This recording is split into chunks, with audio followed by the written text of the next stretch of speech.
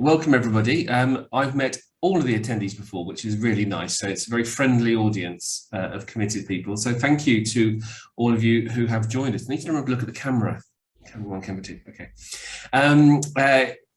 As you know, I'm Peter Flew. I chair the Dance School Safeguarding Working Group, which is coming up to its first anniversary. And thank you to all those who have answered the Doodle poll. I'll be able to issue an invitation for that this week. So this is our first lunchtime conversation. It is a sort of trial one because it's a proper one, because we're going to have some really interesting conversations. But the format we're using and how we're structuring, we'd really like your feedback on that afterwards, so that when we go broaden out our audience to the wider dance public, we'll be even sharper than we are today.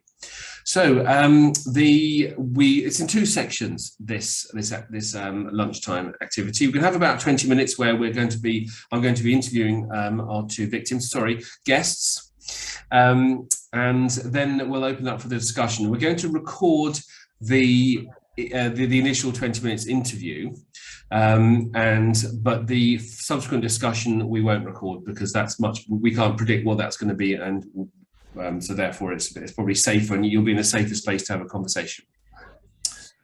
So without further ado, I'm going to ask Vidya and Imogen to introduce themselves.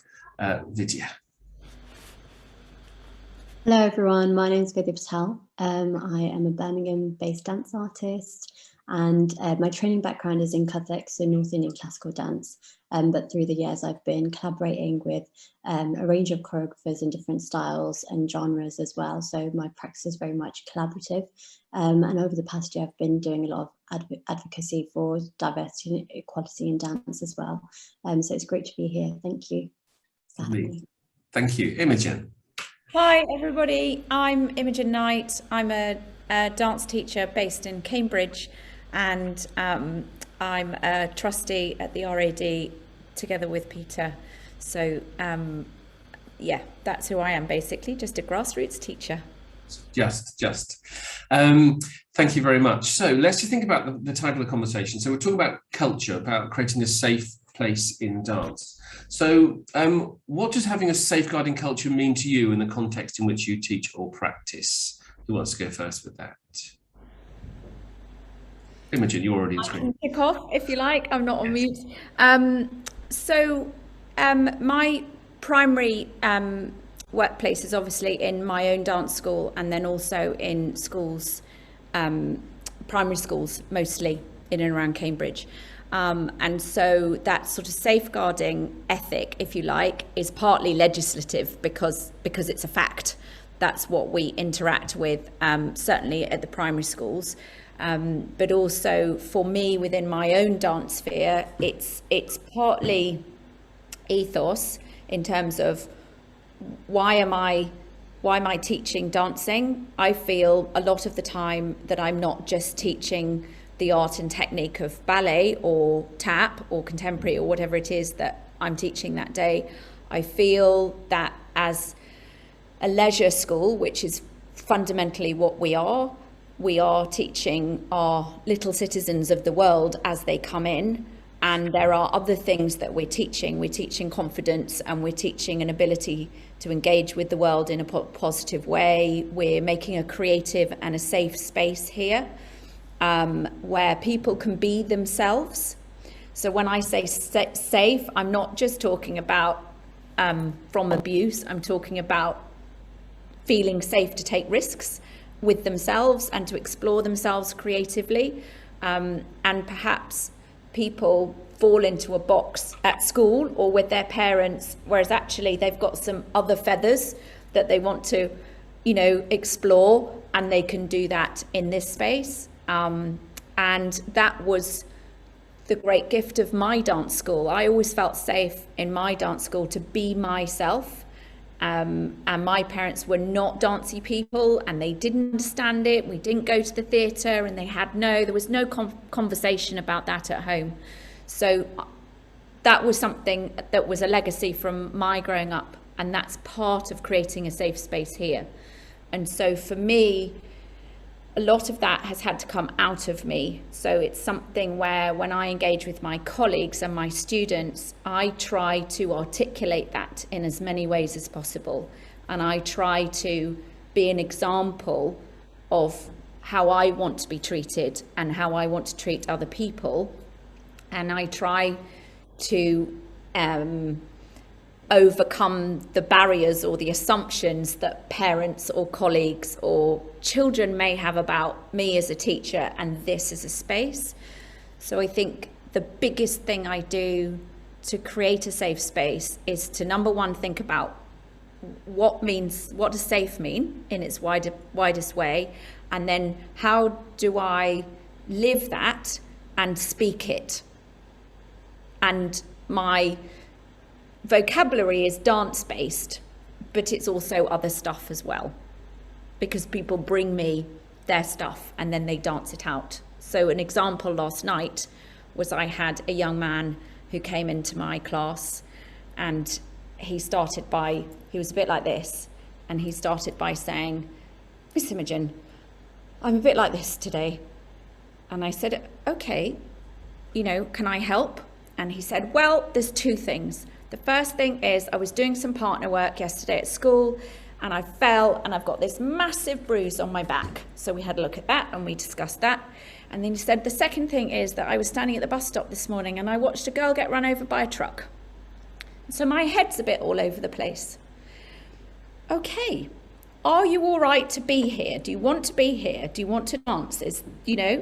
Yeah, I want to be here. Okay, so you are coming to dance it out. And I see you, but I'm not going to give you any feedback unless you want some. So I'm going to leave you to your own devices today, and you can explore and you can just try and be yourself or regain yourself in this class. And he said, "That's great." And actually, he was beautiful. He did the most perfect, beautiful class I've ever seen him do. And at the end, he said, "Well, there is a good thing that happened today." And then he told me all about something else which had happened today, and he'd become a choreographer for a school show or something. So so that for me is an example of being a safe space. Perfect, thank you. I love the phrase "dance it out." I think that can be my motto for the rest of the day, definitely. Vidya, your context is very different to that of the dance school. How do you, what does having a safeguarding culture mean to you? I think just listening to also what Imogen just said, it's sort of pinpointed so many reasons also why I believe in the safeguarding culture and making sure that we pass that on to whoever's in the space around us. And a lot of the things that Imogen had said, it's just like, it's so glad that you have that ability to make people feel authentic in the space that they are. And I think it's a lot about authenticity and being able to encourage that out of people. So in my practice, obviously it's Indian classical dance that I've been trained in. So it's based in a lot of like community settings. But over the years, I've been practicing it a lot in studios and different places and companies. And I think with myself, when I'm leading a space as a guest artist, I, very similarly to Imogen, want to encourage people's voices in the space that I am. So it's not just me sort of imposing my ideas or choreographic style onto the dancers that are with me in the space, but actually going, how can we create a conversation here about what you want to be seen as not only an individual, but also as a dancer on stage? What sort of strengths do you want to bring out of yourself? So I think I try and cultivate that as best as possible in spaces, and also not being someone who's sort of trained in conservatoires and going into these spaces, for me, it's quite sort of daunting experience as well. So I think for myself, as a dancer, as an artist, an individual, I have to really, put myself in a good mindset to be able to deliver as best as I can for those who are around me. So I think it is that thing of cultivating a positive culture where people can be themselves, so that when they are then leading a space or amongst other people, they can also have an experience that they can relate to that was positive. And I think safeguarding for me is such an important thing, because it can either discourage someone totally from their association with dance, or encourage them to see in a positive light that has helped them not only performing or teaching, but cultivating the life skills. So yeah, I think that's what it sort of means to me, and a lot of what Imogen has already said as well. So staying with you, Vidya, if you think about, you've discussed your safeguarding culture, do you deal with parents and carers of young people, and how do you think you ensure that they know that you've got a positive culture? Yeah, so I think that's an interesting one, because a lot of parents don't know about it. So to sort of say, I am DBS checked, making sure there's open spaces that parents can also come in and see their students, to have that conversation. Okay, this is progress that your child is making, especially with my private classes that I do, and just making sure that they're in the loop of everything that's going on, even whether it's homework, just letting them know, okay, these are the tasks that I've set. They may need assistance, but they may not. You may see them doing this, in case it's something, as Imogen said, from families who may not have dance previously in the family. So I think it's keeping that open communication, that it's not just, you and the person you are exchanging dance and conversation about dance with, but also the parents are as much in that. And I think for me as a young artist, I'm very much learning this as well as I go along. It's not something that I've been taught. So it's sort of being alert and aware and learning from other practitioners as well. And when I come across good practice or how to cultivate this further, and sort of sharing it with other practitioners that may not know. What sort of spaces do you have to share with other practitioners? Are there groups of dance practitioners that get together and have these conversations? Yeah, so over the past year in the pandemic, I have started a community network called South Asian Dance Artists UK, which is for dance artists who may have had training in South Asian dance, who also want to learn more about South Asian dance or have worked with South Asian choreographers, but also to connect those artists with the wider dance network to see, all the opportunities that are happening in the dance network, because sometimes it's there, but it doesn't necessarily reach the individual. So in that space, we've regularly had conversations about a lot of these sort of topics to mainly make sure that there's awareness about it, and also how people are going about, maybe their own experiences, and how you can pinpoint what was a good experience, what was a bad experience, and learn from that further, so that that cycle is not continuing, and there's a renewal in sort of someone's experience, and how to positively pass on dance if they have not had that positive experience. So I'm sort of in very early days of trying to reach out to a different sector who may have that information, may not have that information, but sharing really. I think that's really important. Imogen, just to move on to you, thank you, Vidya. Just considering about your staff, that the teachers that work for or with you, do they have a network that they can share and then talk about culture like that? So yeah, it's interesting. So the people I work with, it's a broad group of people, and some of them have their own businesses / schools, and they come and work in this school for a couple of hours a week or whatever, and others only work here. So it's a real mix of ages and experiences. And so, but the thing that strikes me the most is that each of them is very much on their own. And it's how I felt before I established the school. And I knew that I couldn't be everything that a child needed, for example, if they were going to grow up in this dance experience, and that they would need different people, and that they would be enriched as artists if I introduced them to people that were not me, because they would have different skills, and where my weaknesses are, I could work with somebody who had strengths in that area, and so together there would be a better experience. And that's just from an artistic side, but also emotionally what that does is that it gives us strength, because we now have a team, and so together we've got someone to talk to. So if someone brings us a problem, we can chew that over in a confidential space. And if we have a tough day or a tough parent or you know, a situation, then you have someone there that you can engage with. In terms of what Vidya was saying as well, just to pick up on that last point that you made, when people come into dance, whoever they are, sometimes, well, they are bringing their expectations of you, and their expectations are perhaps ignorant. Well, I don't know anything about dance. You know, you hear that a lot. And then you hear well, I came to dance because it's good discipline, or I came to dance because I know she'll get a straight back if she does a ballet class. Well, you know, have you asked the poor kid if she wants to even do ballet in the first place?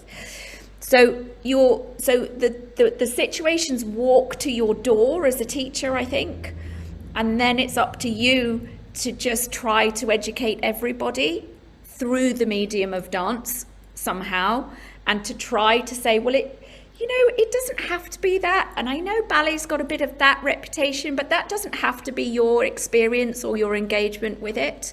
We can redefine this. And, you know, things have moved on, right? We don't all have sticks, you know, when we're all going around backing, you know, hitting the back of people's legs anymore, because that's just not, you know, right.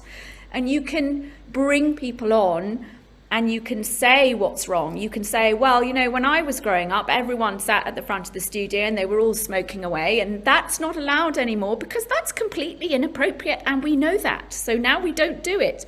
We choose to be different. And I think those are the sorts of conversations that you can have when you work in a team and you build engagement with your peers, because you can talk about stuff and you can call out the stuff that you're a bit worried about without being unfriendly. And you can say, so can I just put this out there, everybody, and can you all tell me what you think? Yeah. And so just thinking about, I mean, you talked about parents just putting a child in a dance class without really understanding why they're putting a child in a dance class. So what sort of barriers do you think there are to creating a safeguarding culture? Are parents a barrier? Are the attitudes of other dancers, the children? So I think that there are some barriers which come out of that sort of unconscious bias that we all have with us on a myriad things. And there's that assumption that dancing is hard, you have to be skinny, you have to break something or injure something, unless you know, without that you haven't got any kudos, and your teacher will be fierce and horrid, and that's just how dance is, and that people can be cruel to each other. I think there is that sort of sense that that can be like that.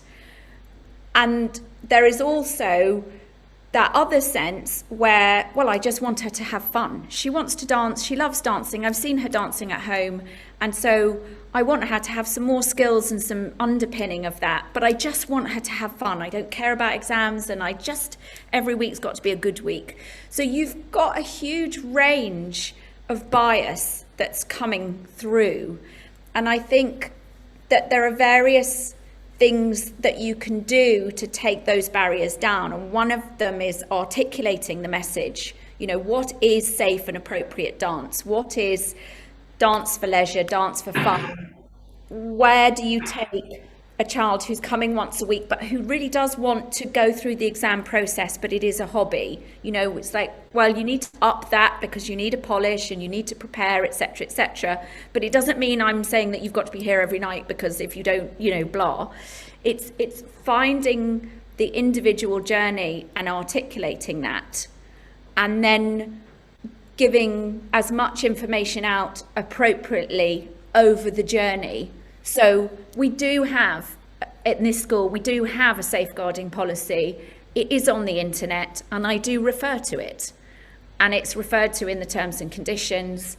I make sure that all the staff do their training once a year, and we refresh whenever there's something else that's new. And whenever we meet, we will raise concerns, and I will remind them that they are responsible for X, Y, and Z, and they do, you know, take that very seriously. And they will say to the teachers, you know, a parent will say, oh, it's all right, I know where her mum is, I'll take her. And we say, no, thanks ever so much. That's really kind of you. But actually, we need to keep them here until we see their parent, because we don't have their permission for you to take them. And it's all these tiny little messages, I think. Some of it's formal. And so we have to find out what the legislation is. We have to read the dry stuff. But then you have to turn that around and make it part of the magic. So it becomes normal. Good is normal. Yeah. Yes, absolutely. So just with the final comment, because we're about to come to about 20 minutes. Vidya, you've obviously, you're in a different context with productions, with companies. What are the barriers to a safeguarding culture there? I think when, like, as an individual going into different spaces, I found it was my own responsibility of knowing what the boundaries were, because there's obviously, when I go into a company setting, they will have that, but it's not really explicit. There isn't a document that it said this will happen. And as Imogen said, in schools, in education, it's much more formalized. Whereas in a company, it's not as much, because the process of each choreographer, each company will be different. Luckily, I've been in great company of artists who respect one another's boundaries, who know of these safeguarding practices. It's just ingrained in them. However, in spaces where it's not, I think it can be very detrimental to a young professional's career, and also their idea of what a career looks like in dance. As Imogen said, it's not about, injuring yourself or hurting yourself, or being a sort of artist that is struggling all the time or afraid of going into the studio. I think there is a side where it can be really bad. Luckily, I have not experienced that. But I think it is the company's jobs that can be a barrier in sort of setting these boundaries and making sure that what they say is what they stand by, especially with all the stuff that has happened over the past year. Making sure that it's not, just a tick box thing that's happening. If it's inclusive practice, how is that being actioned? And if you are inviting dancers into a space who are from a minority background, what expertise do you have to sort of support them in a way that can, as we said earlier, bring out their most authentic self, rather than feeling like more of a minority in that space. So I think my experiences in companies, it's been very welcoming. And when I've been in company settings where I do not practice the style of, say, ballet and contemporary, and just having a Kathak sort of background and being alongside these dancers who have had that training, they have sort of encouraged me to, try and take that risk and be able to be confident in myself as a Kathak practitioner, but also try out new things. So it was definitely encouraged in the spaces that I were, and I think it's due to people's outlook on also judgment of myself as well. So I think it works in two ways, but I think, companies not having safeguarding rules in place can be a barrier for young professionals. Sorry, Peter, very, very quickly. I think, so linking the 2 points between students coming up because they start locally and then maybe they'll go to vocational training, or maybe they won't, maybe they'll go straight into a professional company. I think that transition point is really important. And so if we can set a good example in a school by saying, this is a good, safe, happy, strong space, and you are a good dancer and you grew up with this example around you. But I think also you need to articulate the fact that if this is safe, that would be unsafe, and you can say no. And I think that we need to give agency, I think more agency in a way, to our dancers as they're growing, to encourage them to understand that they can be in charge of their own safeguarding, and that if they see unsafe practice, or they're asked, or they're put in a position where something awful happens, they can actually reject it, and we can give them the words to reject it respectfully and to accept whatever the consequence of that is. And hopefully it wouldn't be professional punishment, but they would, or a restriction of opportunity, but because they can call it out, they can make a difference to themselves, but also to our shared culture, and that we shouldn't stay silent and just say, oh, well, that must be how it is here. Yeah, absolutely. Thank you so much for those answers, Imogen and Vidya. I'm going to ask Erin to stop the recording as we move to the proper conversations bit.